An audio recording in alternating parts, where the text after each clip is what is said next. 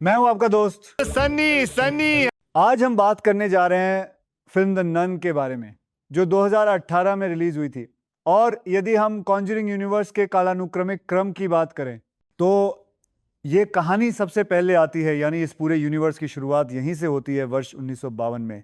कहानी की शुरुआत रोमानिया के एक पुराने और डरावने church the abbey of saint कार्ता से होती है, जहां दो ननें एक अंधेरे कक्ष में कुछ खोज रही होती हैं। तभी उन्हें एक दरवाजा मिलता है जिस पे लिखा होता है गॉड एंड्स हियर, और इसके बाद सब कुछ बदल जाता है। एक नन जिसके पास एक चाबी होती है भीतर जाती है, पर थोड़ी देर बाद वह खून से लथपथ और लगभग मरी हुई हालत में वापस आती है। वह दूसरी नन सिस्टर विक्टोरिया से कहती है, तुम्हें पता है तुम्हें क्या करना है। और तभी एक डरावना साया सामने आता है, द नन यानी वालक। सिस्टर विक्टोरिया भयभीत होकर एब्बे की खिड़की से कूदकर आत्महत्या कर लेती है, क्योंकि वह जानती है कि यदि वालक ने उसे अपने वश में कर लिया तो एक महिला के रूप में शैतान के लिए दरवाजा खुल जाएगा। अगले दिन एक स्थानीय व्यक्ति फ्रेंची उसकी लाश पाता है, जो बेहद विकृत और भयावह स्थिति में होती है। यह खबर वेटिकन तक पहुंचती है और फिर जांच के लिए फादर बर्क और एक युवा प्रशिक्षु नन सिस्टर आयरीन को भेजा जाता है। आयरीन अभी तक एक आधिकारिक नन नहीं बनी होती, लेकिन उसका विश्वास प्रबल होता है और वह कहती है कि उसे बचपन से ही दृष्टांत आते हैं जिनमें वह हमेशा मदर मैरी को देखती है, जो अपनी उंगली से दिशा दिखाती हैं और एक वाक्य बार बार दोहराती हैं, मैरी पॉइंट्स द वे। जब ये तीनों लोग एब्बे पहुंचते हैं और सिस्टर विक्टोरिया की लाश देखते हैं तो पाते हैं कि उसकी स्थिति बदल गई है। पहले जो शव लेटा था अब बैठा हुआ है, और यहीं से असली डर की शुरुआत होती है।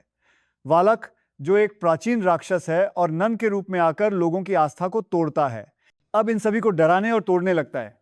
फादर बर्क को उसके अतीत के अपराधबोध से पीड़ित किया जाता है, जहां एक बार एक एक्सॉर्सिज्म के दौरान एक बच्चा डैनियल मर गया था।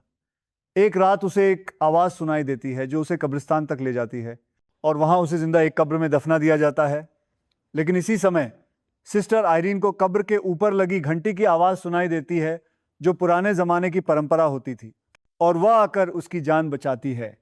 कब्र में उन्हें कुछ प्राचीन पुस्तकें मिलती हैं जिनमें एक पवित्र वस्तु का जिक्र होता है, एक शीशी जिसमें जीसस क्राइस्ट का रक्त होता है, जो शैतान की ताकत को रोकने की शक्ति रखता है। अब कहानी अपने चरम की ओर बढ़ती है और सिस्टर आयरीन अपने अंतिम व्रत लेती है, यानी अब वह आधिकारिक रूप से नन बन जाती है। यह एक आवश्यक कदम होता है ताकि वह वालक का सामना कर सके।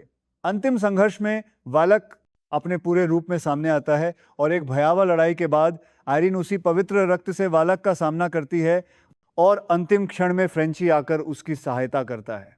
अंततः वालक को अस्थायी रूप से पराजित कर दिया जाता है। लेकिन कहानी यहीं समाप्त नहीं होती। अंत में यह खुलासा होता है कि फ्रेंची, जिसका असली नाम मॉरिस है, उसके गले पर एक उल्टा क्रॉस बना हुआ है, यानी वालक ने उसे अधीन कर लिया है। और यही पात्र आगे चलकर द कॉन्जरिंग पार्ट 1 में दिखता है, जहां लोरेन वॉरन उस पर एक्सॉर्सिज्म करती हैं। इस प्रकार द नन सिर्फ एक डरावनी फिल्म नहीं, बल्कि एक बड़े हॉरर यूनिवर्स की शुरुआत है।